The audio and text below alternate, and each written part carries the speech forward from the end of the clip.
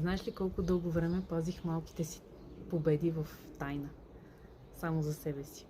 Като през цялото това време си мислих, че това си е моят път и никой не би се заинтересувал от него. Едва когато започнаха да ме питат какво съм направила с косата си или как успявам да опазя детето си от вирусите, че все е на училище, или откъде имам толкова много енергия, че се оправям с къщата, градината, апартамента и все съм усмихната. Едва тогава си дадох сметка, че около мен има толкова много изморени хора, които се борят с същите проблеми, през които доскоро съм преминала и аз.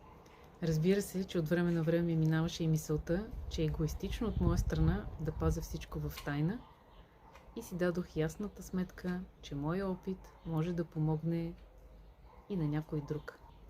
Но да си призная, че ме беше много страх.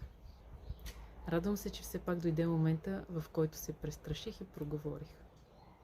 Проговорих и защото вярвам, че всеки заслужава да държи в ръката си вълшебния ключ към собственото си здраве и да има свободата и знанието как да разполага с времето си.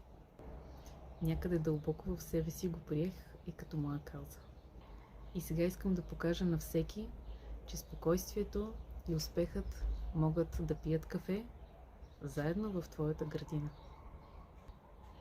Аз съм Ралица и днес избирам да споделям истински истории и работещи решения. Ако това ти харесва, последвай ме.